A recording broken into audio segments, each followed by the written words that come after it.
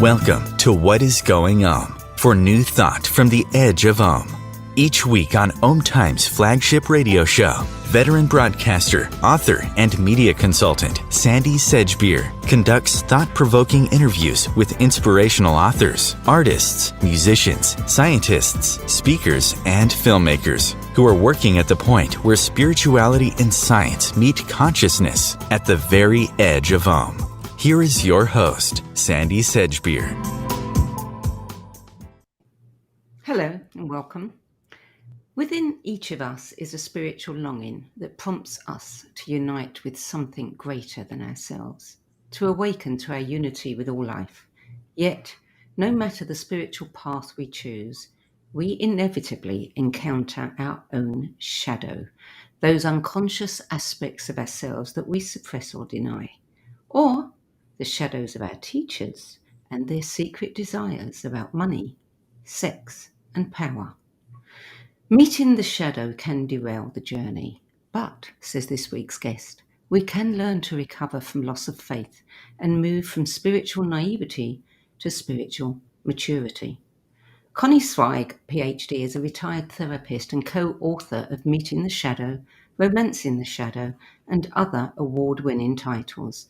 Connie joins us today to discuss her new book, Meeting the Shadow on the Spiritual Path, the Dance of Darkness and Light in Our Search for Awakening, which explores how to recover from spiritual abuse or betrayal by a teacher or group, including breaking free of denial, projection, and dependency using psychology and shadow work. Connie Zweig, welcome. Hi, Sandie. Beautiful intro. I love that. I think those words are yours, not mine. Yes, but you really made it concise. Thank you. Connie, you've written several books. We have talked about your books before. You've written several books on the shadow. And I would have said, what is it about the shadow work that has fascinated you so much? But having read the book, I have a complete understanding of that. And one of the first things I want to say is how brave you are in producing this book, because I cannot think of anybody I know who would be courageous enough to name names of teachers that have abused their privileges and shattered the lives of many, many followers. So tell us first, why did you choose to extend your work with the shadow into this particular arena? Thank you for acknowledging that. It was a little scary, and I felt compelled to speak my truth, partly because that's what I'm encouraging other people to do with this work. I started meditating when I was 19. I started TM because a young man in Berkeley wouldn't date me unless I was doing TM. And I spent a few years in that movement, which really radically reoriented the direction of my life. And I found that I was able to quiet my mind and feel less angry and more equilibrium. But eventually the TM movement changed. It became more hierarchical, more controlling of lifestyle, more competitive, and more financially driven. As there were more techniques, they were more and more expensive. And so eventually I left the TM movement in 1979 and began my own exploration of contemplative practices. But that experience made me realize that there were millions of people who had had similar experiences. Baby boomers who started to meditate at a young age, people in other stages of life, maybe midlife or later life, who found church communities that may have become abusive, or synagogues, or swamis, or roshis. In any tradition, the leader can become authoritarian and controlling, and in some cases overtly abusive. So as I started the research on this, I was really kind of shocked at how widespread this is. And it just became clear that with an understanding of the shadow from depth psychology, people could find guidance who had really suffered through this experience. Psychotherapist, author, and Professor Emeritus of Psychology at Pacifica Graduate Institute, Aaron Kipnis, said, "Most spiritual traditions have a dirty little secret. When we surrender to an authority, we will face the dark side of human nature." Is that inevitable? I think that there are some teachers who don't act out their shadows in destructive ways, and some groups that don't become coercive. But I do think that for most of us, if that is the case, and we're in a safe spiritual or religious environment, that we will meet a part of ourselves that is unconscious. So maybe we meet our own denial, our own need to belong, that causes us to kind of have blind faith in someone or something. We might meet a part of ourselves that's childlike and kind of wants to be obedient and be in service to another human being.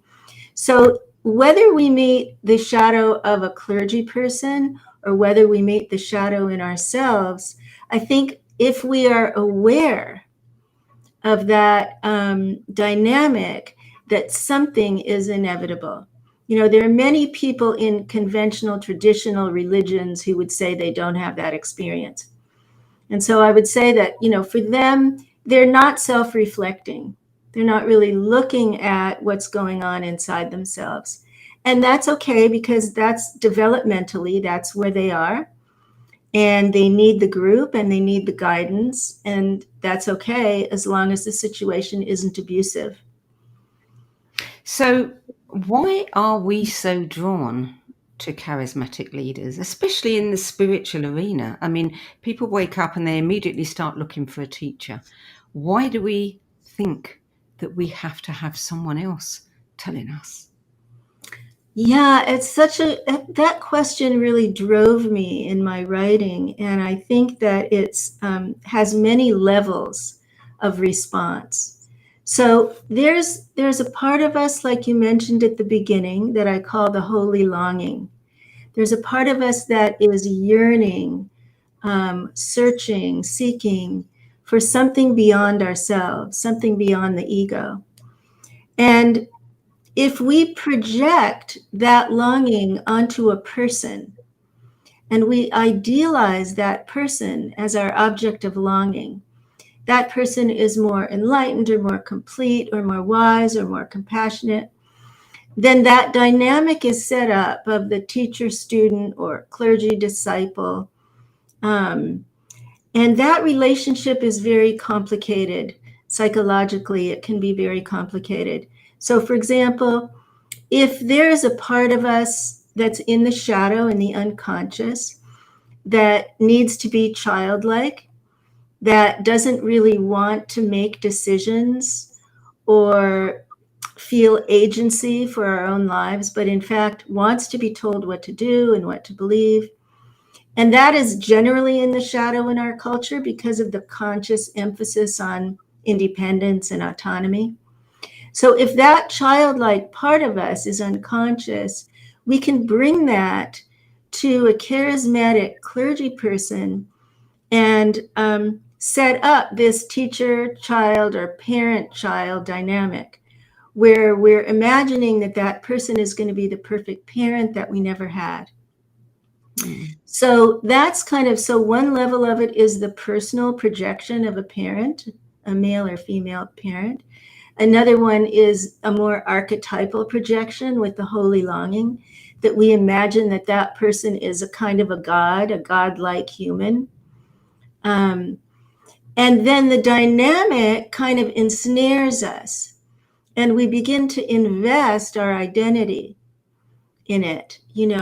I am an evangelical Christian, or I am a Buddhist practitioner, or whatever the lineage, whatever the denomination, that becomes an identity. And then it's very difficult to loosen that up. If the teacher begins to act out in destructive, harmful ways, people said to me when I interviewed them, I can't leave him. My whole life would be meaningless. I would have nothing because I invested everything in this. People said to me, so I don't want to know. I don't want to know he's an alcoholic. I don't want to know he's raping women because this is my life. I've given my life to this. So that dynamic gets set up initially with that projection onto the charismatic person. And then there's a kind of a trap that happens for the student disciple. And the teacher on the other side of the projection, or the minister or the rabbi, the swami or the lama, is then carrying all this projection, right? Living under this idealization by hundreds, or actually in some cases millions of people. In India, it's millions of people are projecting onto one person. And that is a huge burden. The teachers become isolated. They don't have peer support. A Catholic priest can't say, I'm having sexual impulses, I don't want to be celibate.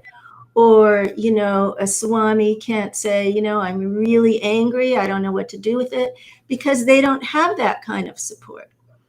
And so they're carrying all this projection, and their shadows get activated.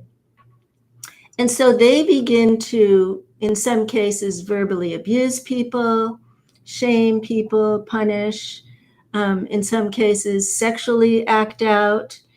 Even though they say they're celibate, they're, having sex. In other cases, use drugs and alcohol. So in chapter 5 of the book, there are dozens of stories about contemporary teachers who are kind of caught by their own shadows because of this kind of unprocessed psychological material, emotional material, moral material that hasn't been examined. And this can happen even when people are spiritually advanced. It doesn't mean that they're not in some stage of awakening. They could have profound spiritual experience, but also be acting out their shadows. Did you have any concerns about naming names, because you're leaving yourself, wide open as a target there? I did feel a little concerned about that, but one of the purposes of the book is to ask people in religious and spiritual communities to stop and self-reflect and to really examine their motivations and to really see if they feel safe and if other people are safe, and to speak up if that's not the case. So I look at, how you kind of shift from being a member with blind faith, a naive seeker, to being a bystander and watching something happen to someone else, to being a whistleblower.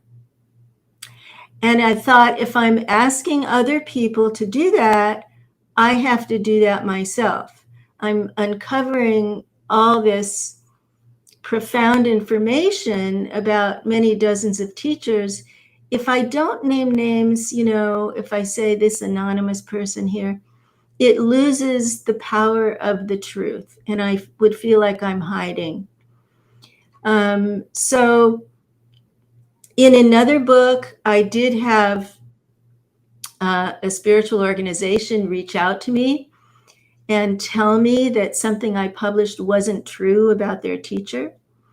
And when they actually showed it to me, I removed that from the book. So I'm just trying to, and these are allegations again. They're not proof, they're allegations. Many of these teachers don't ever go to trial. They're not criminally held responsible. There's one person who went to prison recently, Keith Raniere. But in most cases, they don't go to prison. They leave the country, or they continue to get away with it. And so I just decided I kind of I couldn't be hypocritical there. I'm writing about hypocrisy in spiritual community. I had to tell my truth. And so some of these truths have come from people who were victims. It's not like 10 people saying, oh, I heard it from this person who heard it from that person. You're hearing directly from people who were victims to this. So some of the sources are memoirs. Some of the sources are interviews. Some are public publications, like either online or print publications. There are some large newspapers that have told a lot of these stories. And so those have been, backed up by multiple witnesses. So if it was just a rumor, I didn't publish it. So so the evidence was there, and some of them have passed on and have never been taken to task for their behavior. Yes. Right. And some of it is intergenerational. So if we look at, for example, the Shambhala community in Boulder, Colorado, that was started by Chogyam Trungpa Rinpoche. He was an alcoholic, and he was sexually abusive. And there were many reports of both of those issues. And people found all kinds of ways to rationalize. I call it spiritual rationalization, and justify it. Even when he died of alcoholism in his 40s, people said, no, it wasn't the alcohol.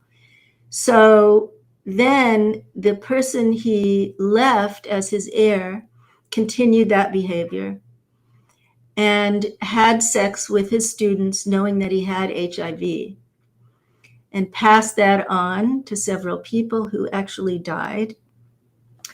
And then he died, and the person who then took over was the biological son of the founder.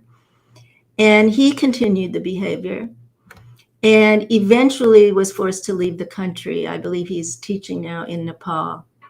So this can go on for generations, and many states don't have penal statutes about sex between clergy and students. And so it's very difficult to prosecute this. I recently met an attorney who who's focused her practice now on people who are survivors of spiritual abuse.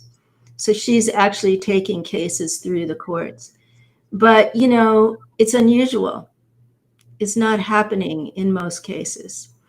The really famous Hatha yogi who started hot yoga, I can't think of his name right now. The Bikram? Bikram, yeah. So Bikram was a sexual predator, and it was quite well known. And people tried to stop him, tried to do stuff about it. He's in Mexico still teaching. So I think that it's been hard to hold people to account. And so I say we really need a spiritual justice movement, just like we need social justice around race and age. We actually need a legal justice movement around this, because the numbers now are quite startling. I can understand, when you've got millions of people projecting something on you, I can understand the weight of the energy of that. I can understand somebody acting out in some way. What I don't understand is somebody acting out in a way that it is not only devastating to others, but to themselves, and still feel justified in doing it. That's the bit that is very hard to grasp. Well, Sandie, I had to conclude that some of these people are either malignant narcissists or they're sociopaths. And it's hard to say that, because they are revered. Many of them are revered and have many, many followers. But how do you explain what you just said? The lack of empathy, the lack of conscience, the lack of fear because they feel immune to consequences. You know, there are some psychological issues here that are really disturbing, but there are also cultural issues. So, for example, some of the teachers who were born in the East, in Asia, and were told that they're special from birth, you know, it's a lama who's special from birth, or a Zen teacher, and they grow up in monastic situations, feeling chosen. And then they come here and they face this freedom of expression and sexual license and all these cultural differences. And, you know, and they are deeply sexist, and they are deeply repressed in some ways.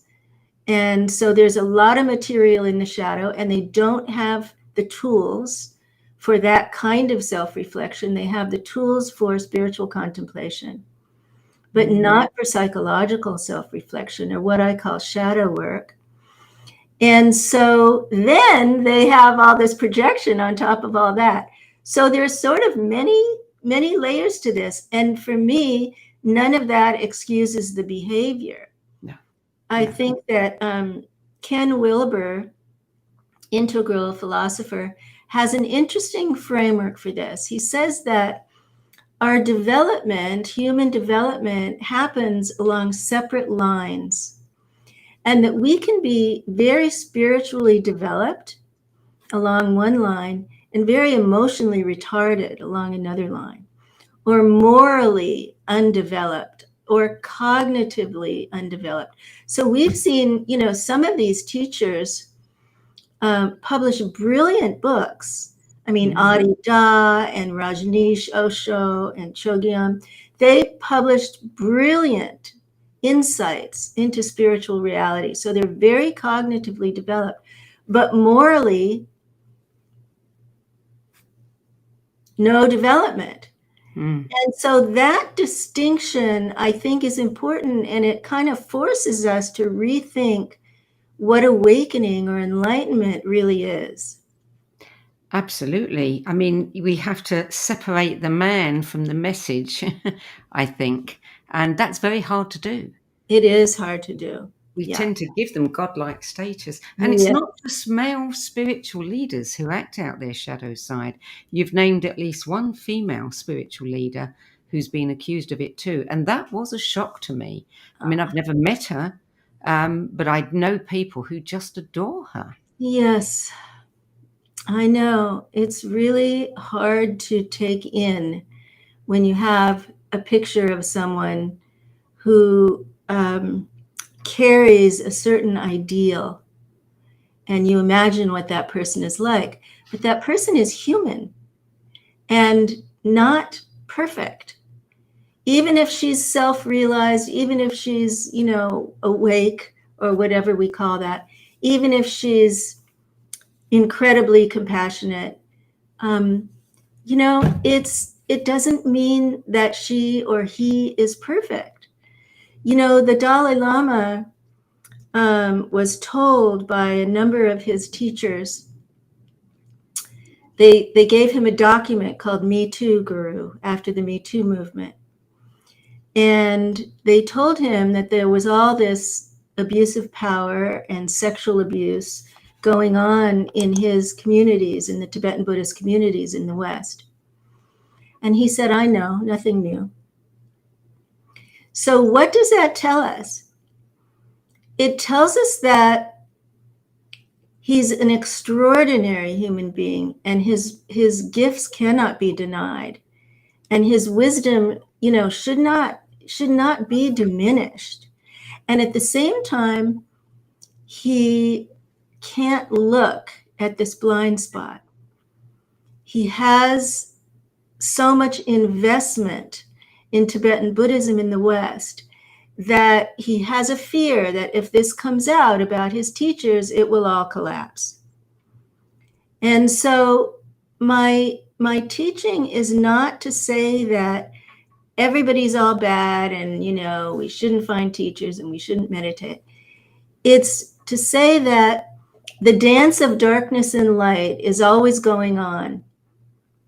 And so there are tremendous transmissions from a lot of these teachers of, timeless wisdom and profound practices. And at the same time, it doesn't mean that they're perfect and that they don't have shadows. And I think a mature spirituality, you mentioned that in the beginning, is really about learning to hold that, the whole reality of the darkness and the light in ourselves, in our beloveds, in our families, in our teachers. Yeah, absolutely. I mean, we've got to learn that discernment, take the parts that work for us and leave the rest behind. I mean, but some people find it so hard to disentangle from that.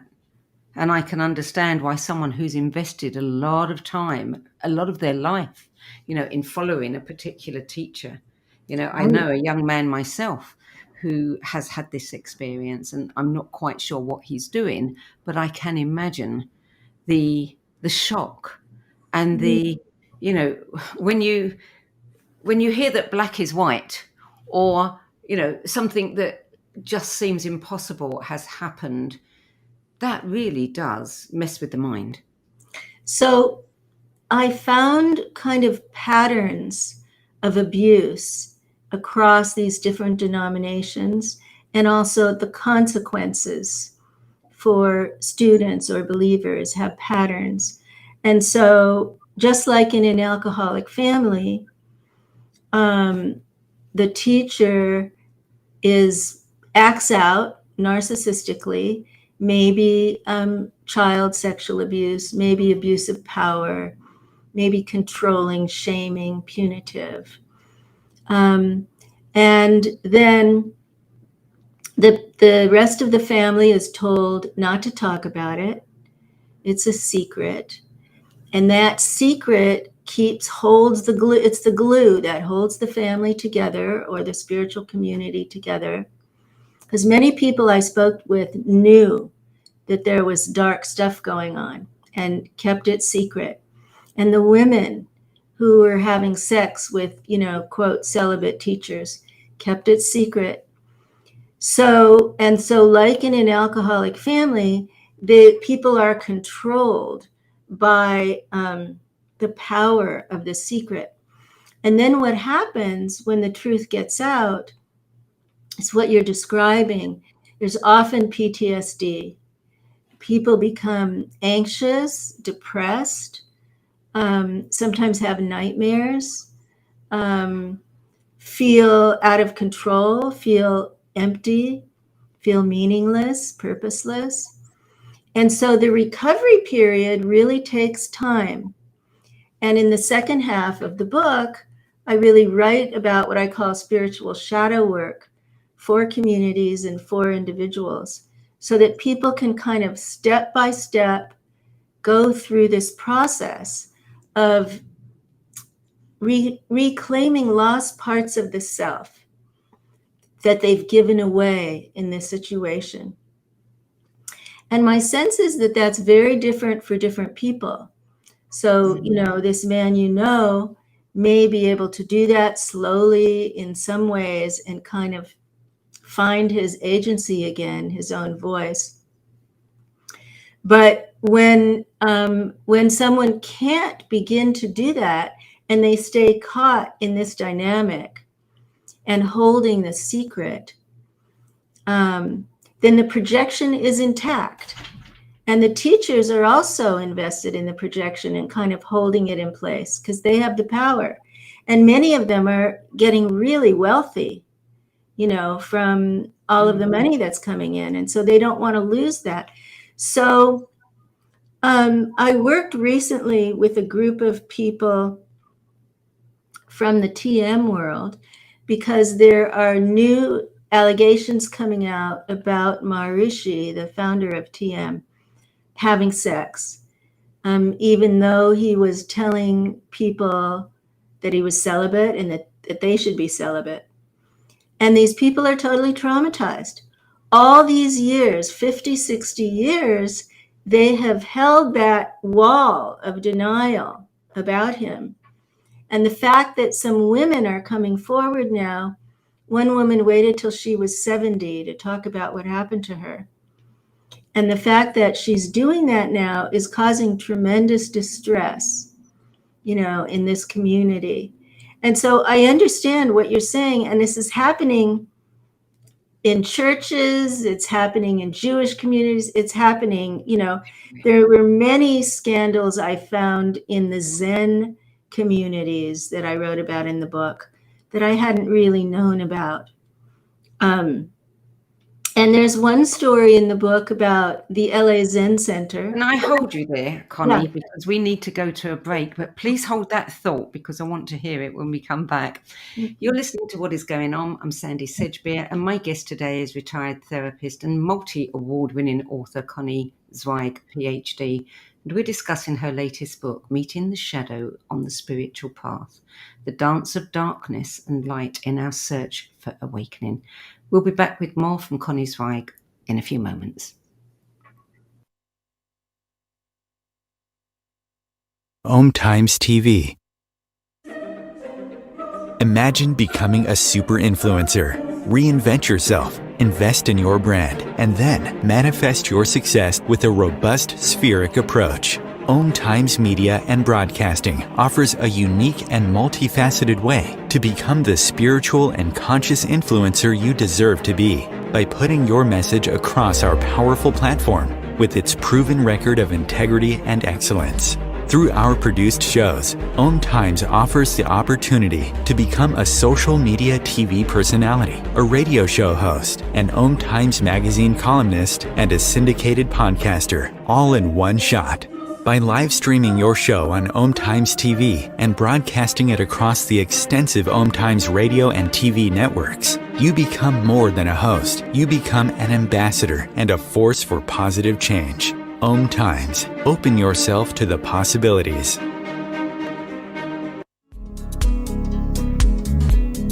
Hello, I'm Sandie Sedgbeer, host of Om Times' flagship radio show, What is Going On?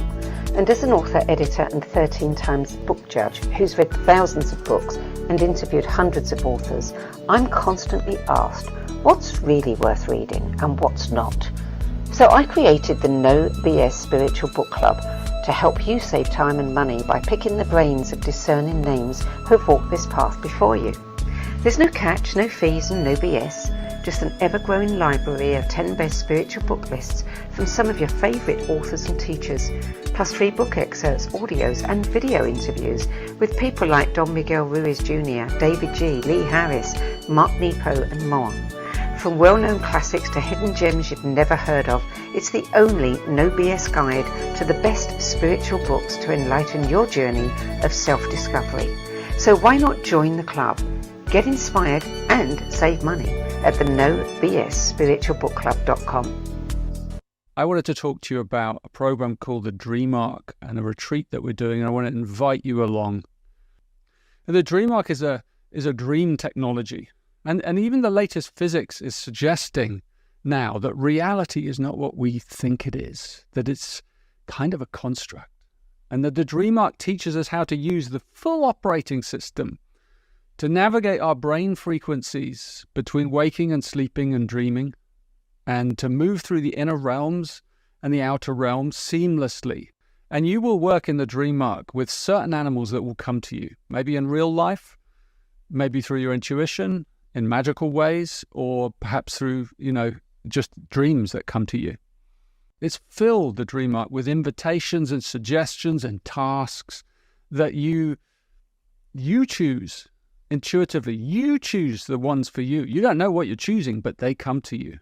So please join us as we dive down the wormhole into the Dream Ark, and let's see what happens. There are 16 million children struggling with hunger in America. That's 1 in 5 daughters, sons, neighbors, and classmates who don't know where their next meal is coming from. Yet billions of pounds of good food go to waste every year. It's time we do something about it. Feeding America is a nationwide network of food banks that helps provide meals to millions of kids and families in need. Visit feedingamerica.org to help them feed even more. Together, we can solve hunger. Together, we're feeding America. Welcome back. Connie Zweig, please continue with your story. Well, I wanted to, respond to this idea about recovery and healing, both individually and for communities, because we're talking about the trauma. We're so focused on meeting the shadow on the path. But what I really wanted to do with this book was offer guidance on how to recover. And so, for individuals, practices to reclaim the projection and what we lost in the projection, what parts of ourselves we gave away, how to reclaim our independent thinking, our critical thinking, how to reclaim our authentic feelings. I mean, I remember when I was in the TM movement, I thought I shouldn't be angry and I shouldn't be sad. So this kind of message gets covertly transmitted in most religious or spiritual communities. How do we reclaim the full span of our feelings? How do we reclaim our agency acting on our own behalf or on behalf of someone else?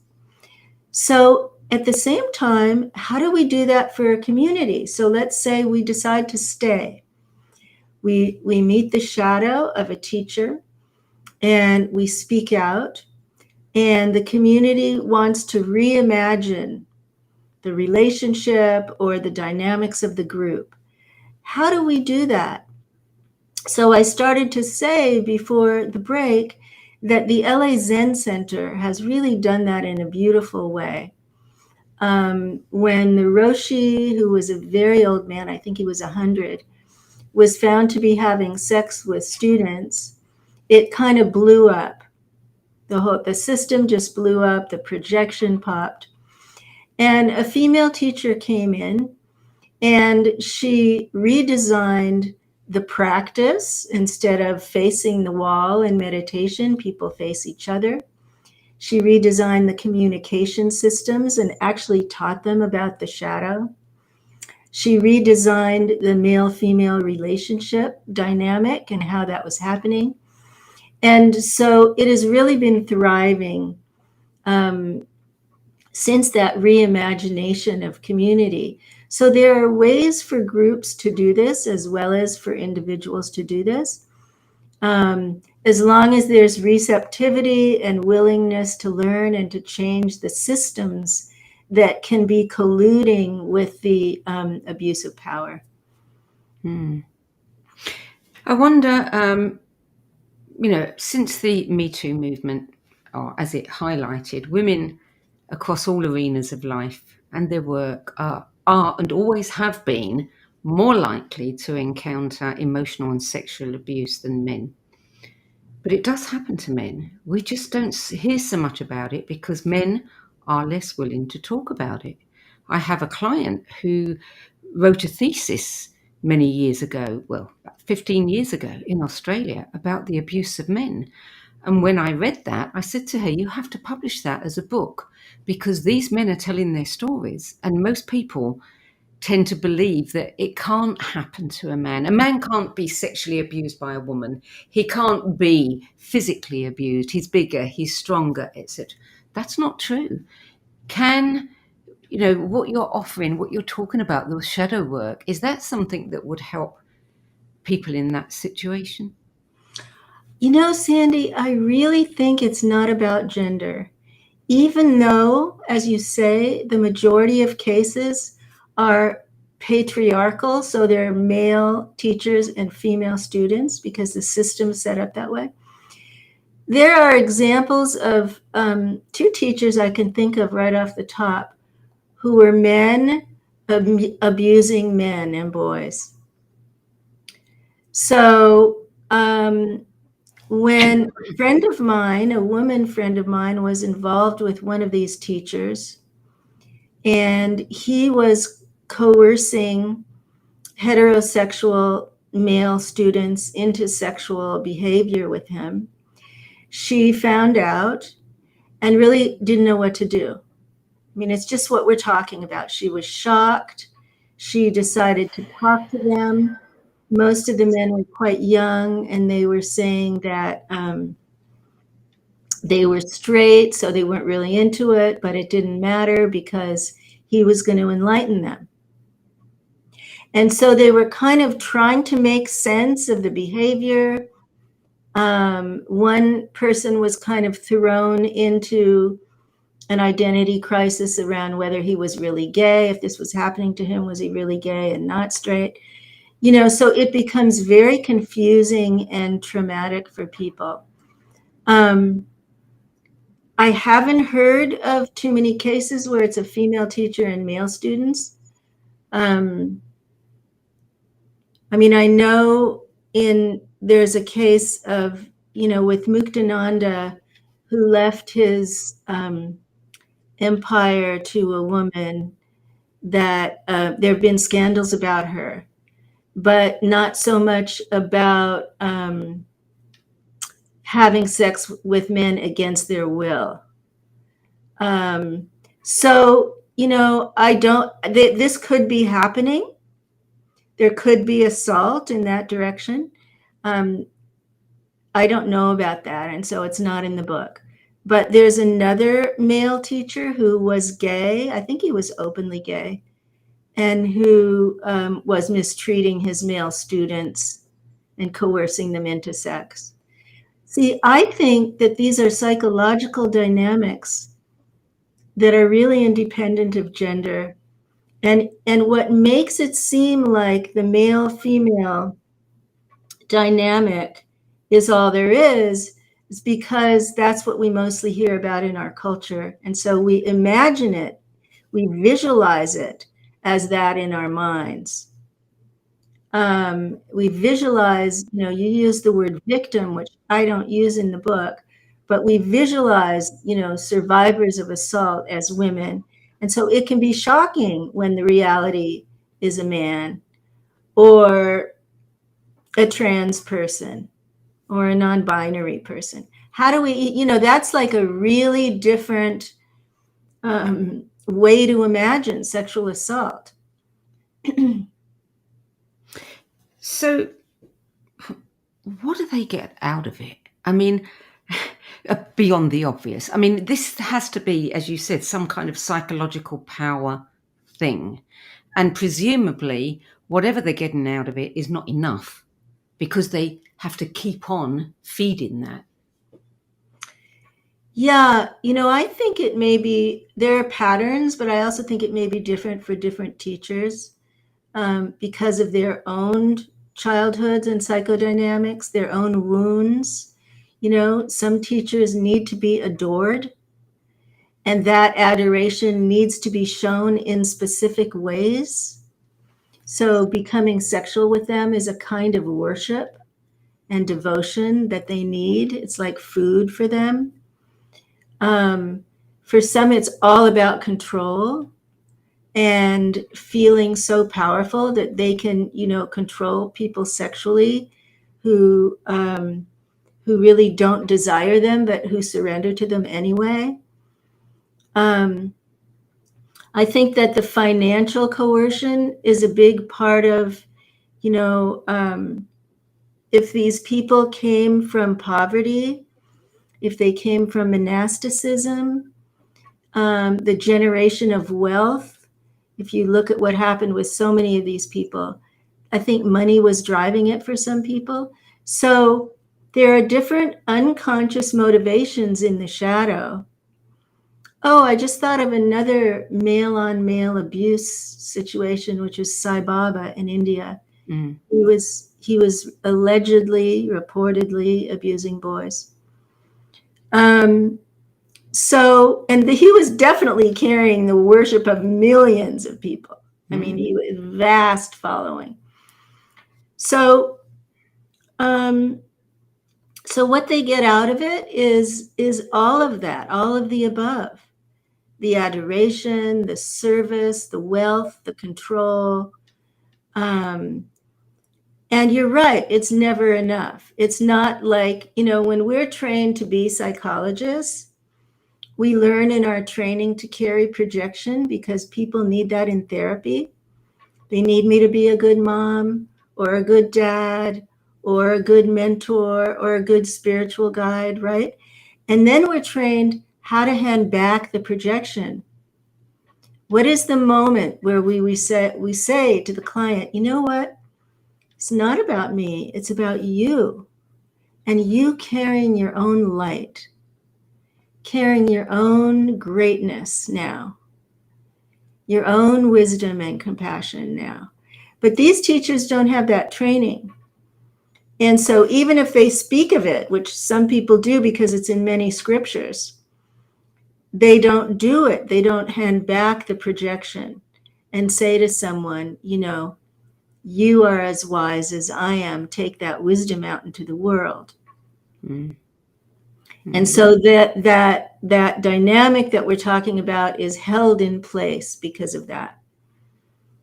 Well, you just, you talked about holding one's light there. And I think people who think that they are going to gain enlightenment from their guru or their teacher don't realize that they're actually giving their light away.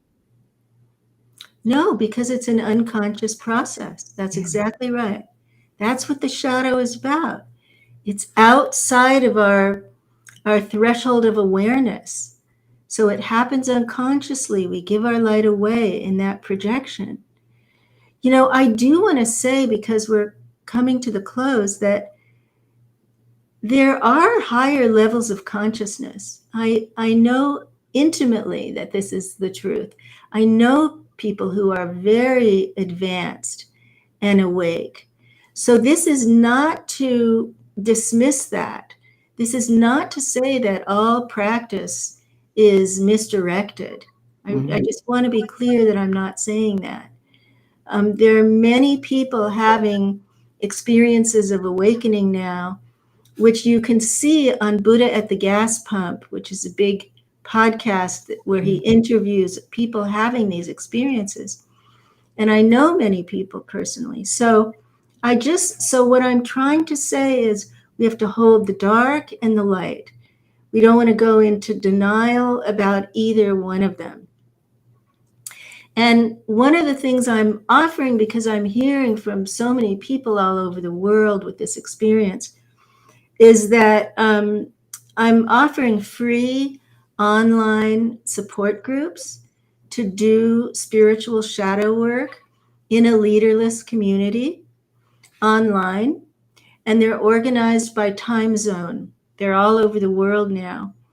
And so if you shoot me an email, conniezweig@gmail.com, and put spiritual shadow work in the subject line so it catches my eye, and give me your time zone, I will connect you with other people, and you can form a group of 6 or 8 people to go through the book together and have really intimate discussions and do the healing work in the second part of the book, the spiritual shadow work, and hopefully begin your recovery from loss of faith or spiritual disillusionment or religious trauma, whatever you've experienced. So for people who may be in a situation right now that they may have a sense is not comfortable for them, but don't know what to do, and they're not sure whether this actually constitutes some kind of, personal encroachment or not, how can one learn to detect a violation? Where is the line here? Okay, so again, I think this is really different for different people, because some people, there are women who have sex with their teachers and end up marrying them. So they're very different responses to this, right? We don't know what the power dynamics are in those relationships, obviously. But I would suggest that you check in with your body and allow your gut instinct to speak to you about whether there's danger. Your body knows if there's danger. Some people have a really clear intuition in their inner dialogue. If you're more auditory and you hear your inner voice, it could be the voice of the higher self or your intuition, slow down enough to hear that. Because if you don't slow down and take the time to check in with your intuition or your gut, you're just going to keep doing the same thing you were always doing. The other thing is, that's not enough for some people. You need to talk to someone outside of the community. So if you tell someone who doesn't have your belief system and your teacher, if you tell someone about this and that person says, this is abuse, or this is not right, I'm concerned for you, or this is cult-like behavior. Do you see that this is cult-like, that you're being coerced by the group? See if you can just take a breath and allow that message in. You don't have to act on it immediately. You don't have to worry about it. Just take it in and see what's next. If that's the case, what's next? If that teacher, if you didn't believe that that was your teacher, that that person was awake, that that person was better than you, and you saw that behavior in an ordinary person, how would you see that behavior? How would you evaluate it? You can't rationalize it in the same way if that person is your neighbor, right? Mm-hmm. So there are these different kind of sources of information that we're cut off from in these situations. And it's important to really check in with them. What sort of response have you had to the book? Well, I get so many emails every day thanking me, sometimes bring tears for me because I feel so much gratitude. And these groups are now all over Europe and Asia and the States and Australia. So I have the sense that people are committing to follow up with it. I don't know everyone's story because I really can't. I get so many emails. I don't want people to email me their stories. Mm-hmm. But I have the sense, since they're committing to the book groups, that it's meaningful to them. And so I feel really grateful about it. You know, Sandie, when we did our interview about the inner work of age, I had a similar response and formed book study groups all over the world. And there's something about that as an author that's so gratifying, mm-hmm. That we have this online possibility to gather our readers together. And so I've been visiting various groups online, they invite me to come and chat with them. And it's just been wonderful. It's made this stage of my life very, very meaningful and full of gratitude. Mm. Have you had anyone suffering a crisis because you've revealed something they did not know about their guru? I haven't had anyone come to me in emergency mode. I often have emails requesting therapy, but I retired from my clinical work. So I don't know. I haven't had that happen right now. I did have a woman in my practice years ago who was caught in a really abusive ayahuasca community where the teacher was totally out of control. And so I really worked with her for a number of months in order to help her leave that community. Mm. We are almost out of time. I just want to acknowledge the book you just mentioned, The Inner Work of Age, Shifting from Role to Soul, because that book too extends your work on the shadow into midlife and beyond and explores aging as a spiritual practice. Right. And I'd just like to remind people that, that is available, and a very good book it is too. Thank you. So if people only take one thing away from your book, this present book, what would you want it to be? As human beings, we all have shadows, meaning we all have a part of us that's outside of awareness that can erupt at any time. If you have the same repeating fight with your partner, that's your shadow. If you have a fear of growing older, that's your inner ageist in the shadow. If you are in denial about your spiritual community, that's part of the shadow. So even people to whom we give authority in the political world, we can see the shadow acting out in the headlines every hour of every day now, right? So anyone to whom we give authority also has a shadow. And at the same time, we don't want to get lost in the dark, right? We want to also recognize the value of the spiritual traditions, the timeless transmissions that they offer, the practices. I'm going to have to end this on that positive thing that you said just then. We have to honor many things too, because otherwise we're going to be cut off. Thank you so much for joining us today, Connie. Meeting the Shadow on the Spiritual Path by Connie Zweig is published by Park Street Press, a division of Inner Traditions International. And for more information on Connie's work, visit her website, conniezweig.com. That's it for this week. I'm Sandie Sedgbeer. I'll be back again next week at the same time. Till then, it's goodbye from me and a thank you again to Connie Zweig.